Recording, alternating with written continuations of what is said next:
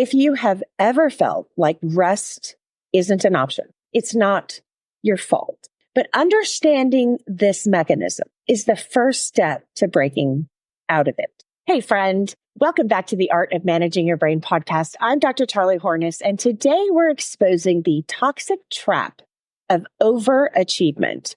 Right? Toxic. Listen, if you've ever thought, I'm doing everything right, so why does it feel so wrong? You're not alone. Hustle culture has sold us the lie that working harder makes us more worthy. We have been socialized to believe that our self-worth is tied to how hard we work. But look, here is the truth. Overachievement is not a sign of strength. It's a symptom of survival mode. So in today's episode, we'll explore why overachievement feels like control, but is actually harming you. We're going to look at the neuroscience behind how hustle culture changes your brain. And we're going to jump into some actionable tools to get out from under the overachievement trap and redefine success on your terms. So by the end of today, you will understand why you feel so stuck, and more importantly, how to reclaim your energy, your focus, your self-worth, and your own well-being. You don't have to kill yourself overworking and overfunctioning and overachieving to get there. If you are ready to get out from under the overachievement trap and stop getting stuck in hustle culture, then this episode is for you. Are you ready? Let's go. I'm Dr. Charlie Hornes, highly anxious people pleaser turned master certified professional life coach. Learning to manage my brain was so life-changing for me that I got certified so that I could teach these incredible evidence-based practices to you. Are you ready for massive change? Let's go. All right, we are going to get into hustle culture and the trap of overachievement that we have all been sold like a bill of goods. But hey, before we jump into that, I have a quick favor for you. If you are enjoying this podcast, could you leave us a review and give us a rating? This really helps create valuable content and it ensures that other people find our show. You help us get discovered. And also, if you know somebody stuck in anything like hustle culture, feeling overwhelmed by overachievement, or any of the other topics that we talk about on this podcast, please consider sharing an episode or two. It could be exactly what they're looking for. And finally, have you taken my free quiz yet? The quiz is going to help you discover what thought pattern is sabotaging your success. It's going to uncover hidden patterns that are keeping you stuck, and it's going to provide actionable insights through a free downloadable interactive workbook specific to your results that's going to give you insights and actionable steps to shift them. You're going to discover, are you an overthinker? Are you dealing with self-doubt thought patterns? Are you a perfectionist? Are you an approval seeker or an avoider? You're going to identify this thought trap, and then you'll have that download that provides actionable insights to shift these thought patterns. So you can find the link in the show notes or just run over to charliehornescoaching.com/quiz. That's charliehornescoaching.com/quiz to discover your thought pattern saboteur today. Let's get started. All right, so we're going to get started and talk about the overachievement cycle and why hustle culture feels so safe. So let's start with the why. Why do we fall into the overachievement trap in the first place? You see, overachievement feels like a sense of control. It's the belief that if you just work harder, exceed expectations, and outdo yourself and others every time, you'll finally feel secure. Secure from failure, criticism, or rejection. It's not true. Here's the paradox. Overachievement isn't a path to thriving. It's a response to perceived threat. It is survival mode disguised as success. So what is happening in your brain when you're stuck in the cycle of this overachievement trap? Let's break it down. Your brain has what's called the default mode network, the DMN. And this activates during rest and quiet moments. This helps you reflect, process experience, and generate creative insights. It's also how you grow and you code your learning. So overachievers, however, often suppress this network by staying too busy. Yeah, it's actually bad for you. It stifles creativity, it stifles self-awareness, and it stifles learning and growth. You stay stuck in doing mode instead of being mode. And you are a human being, not a human doing, right? This is you missing the chance to recalibrate and to make meaningful shifts, to grow. The next piece would be what we call the dopamine feedback loop. So every time you check off a task or you hit a goal, your brain rewards you with that burst of dopamine, that neuromodulator that makes you feel accomplished and motivated. But when we're talking about the overachievement trap, hustle culture exploits this reward system. Instead of achieving for meaning or growth, you start chasing tasks for the simple pleasure of the fleeting dopamine high. This creates an addiction to the next win, making it hard to slow down, find fulfillment, or actually do things to succeed and achieve because it's your goal. You're chasing the dopamine hit. And here's an interesting part that we learned several episodes ago. Dopamine has an extremely short half-life, which means you need more of it more often.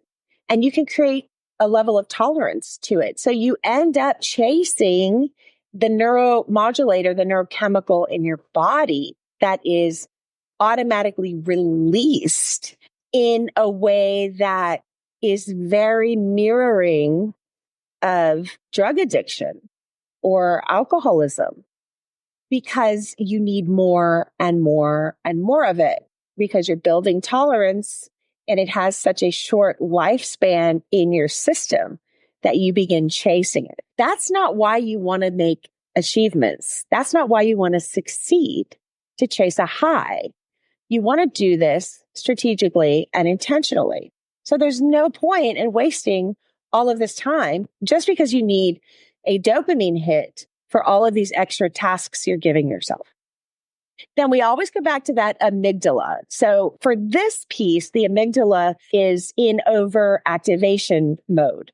So that survival mechanism, that part of your brain, the amygdala, that detects danger, associates slowing down and resting with potential risk, stems from our evolutionary past where idleness could mean missed threats or opportunities for survival.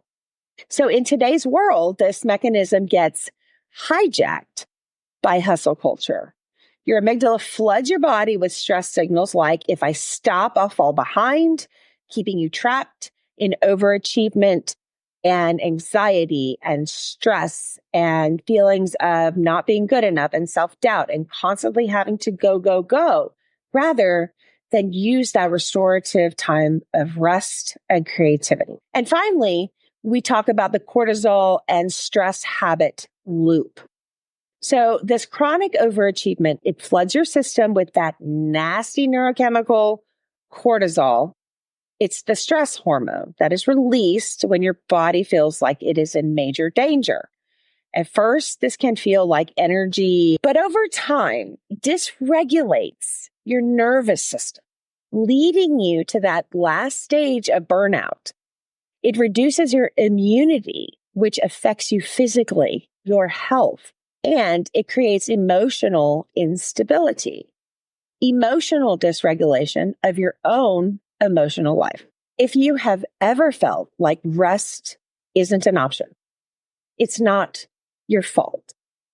Your brain's reward and stress symptoms are conditioned by hustle culture to equate slowing down to failure.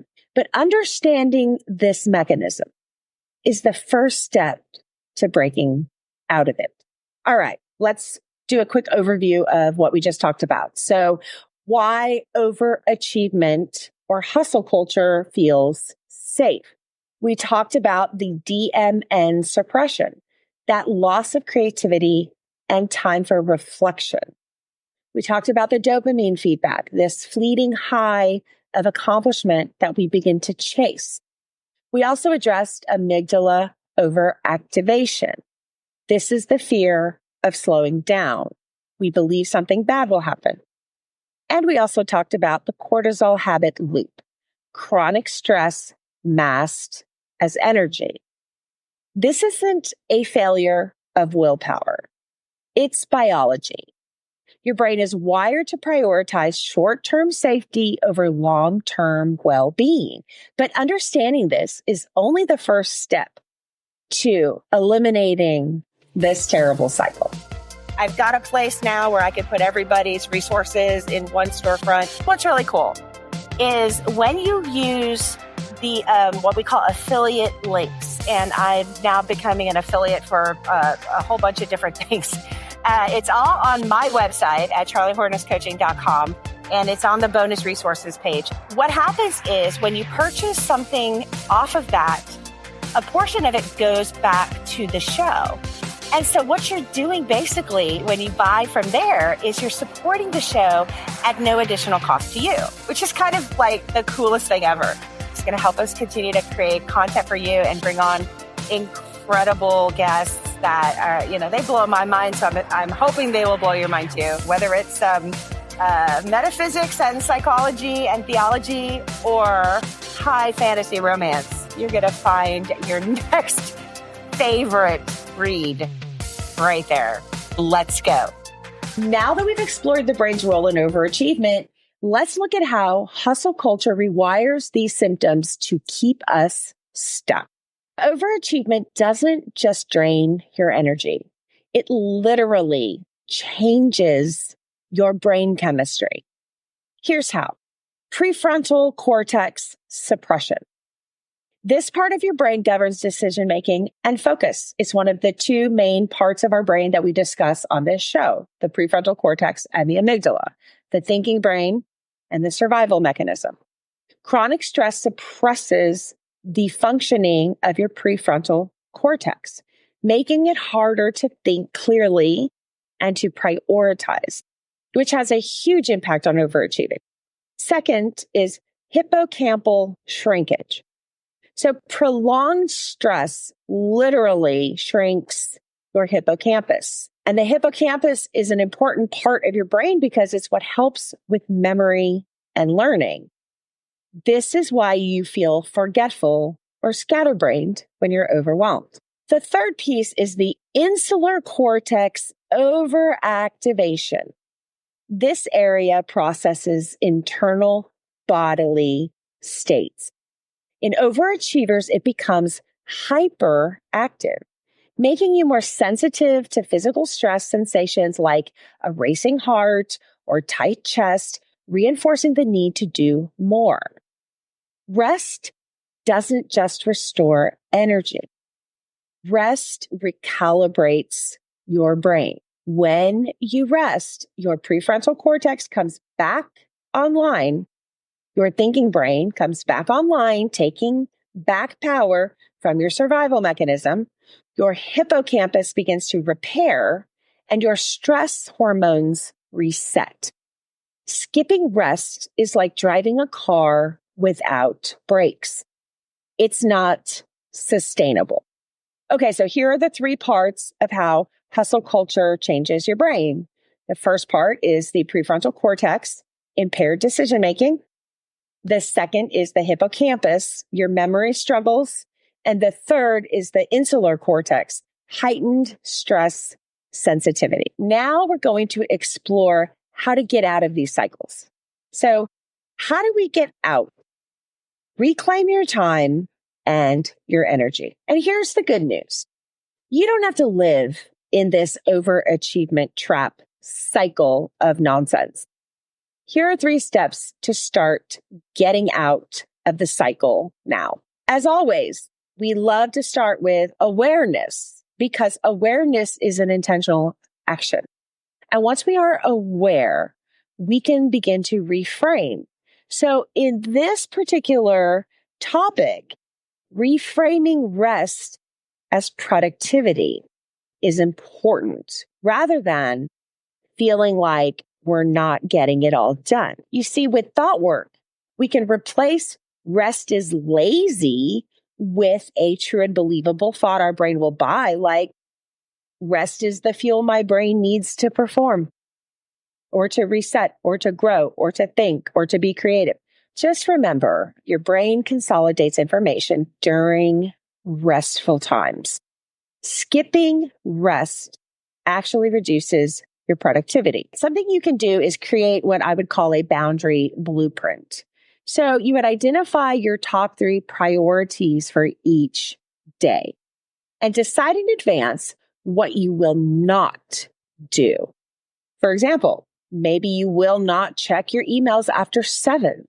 Some people can, and some people cannot do that. Now, what I will say about that, though, that is an issue we have to address is so many places socialize everybody into this sort of put in your hours mentality, which is really not about achievement or success. It's more about showing up and showing your face and earning your hours and not really achieving much. And a lot of high achievers do not find satisfaction in that. And it's also encouraging to help workspaces understand that having a more flexible working schedule is only going to benefit them. I think it was the last episode where I talked about how I am a super night owl. I love working in the evening. So for me, checking email after 7 is fine. I put kids to bed. I can focus on giving stuff my attention, and I just work better at night. I don't know why, but I do. So for me personally, that's not helpful to tell me, don't check email after 7 p.m. So you have to decide in advance what you will not do that doesn't cause you stress, but provides you that space for rest and restoration. For me, that's not going to work. I got to check my emails at night. For you, it might work because you're active during the day and that's when you are most productive and you need your evenings to rest. So you have to decide for yourself, not what, the hustle culture of society expects of you. Another thing you can do is practice saying no with a script like this. I would love to help you, but my current commitments don't allow me to take this on right now. But I would love to provide you with anything that you need to be successful. You can make that up. You need a script that you have in your back pocket ready to say no. I want you to also commit to a rest ritual or whatever you want to call it. There's my alliteration going again, but you choose one non-negotiable reset activity. What short thing can you do that will bring you some semblance of joy and recuperation? Is it a brief walk, taking your dog, reading for pleasure? I love to do that with my fairy books, or do nothing, or watch some videos. What can you do? You can decide what that is for yourself, but you have to make it happen, fit it in, and make sure it's getting done because you need the non-negotiable reset activity at a time in your day when it will be helpful. Even small little breaks can begin to lower these neuromodulator levels, these cortisol levels of high stress and anxiety, and begin to restore balance. 10 minutes of something you enjoy at a time in the day when you're feeling stressed out, and see how you can make that happen, because that is important for you. It is a priority. It is urgent. One small shift to escape the overachievement trap today is to reframe rest as a productivity tool, not as a weakness. Finally, let's tie it all together with my favorite, some thought work. All right, now we're going to break down how thought work is used for sustainable success. Overachievement thrives on limiting beliefs like, if I stop, I'll fall behind. I have to prove my worth through work. People will think I'm lazy if I set a boundary. You have to reframe this stuff. Catching and identifying your thoughts that are not helpful, that you know your brain has just generated out of nothing and yelled at you. Learning to reframe those thoughts is the first intentional step to rewiring your brain. So instead of, if I stop, I'll fall behind, we do a reframe. Rest makes me more productive in the long run, more creative, smarter, more thoughtful. You've had time to think stuff through intentionally. So reframe. Rest makes me more productive in the long run. Instead of, I have to prove my worth through work. Here's another example of reframing. My worth isn't tied to my output. It's inherent, as in your self-worth, your value has absolutely nothing to do with any level of work that you do. It is inherent in you.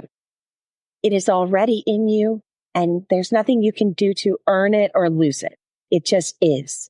You are worth a lot. So what if instead of, people will think I'm lazy if I set boundaries, if I say no? What if we reframe that? Setting boundaries is an act of respect for myself and for others. Because I've talked about this before. Saying yes to something and then being resentful of it is not truthful. It's akin to lying. So here's some exercises you can try.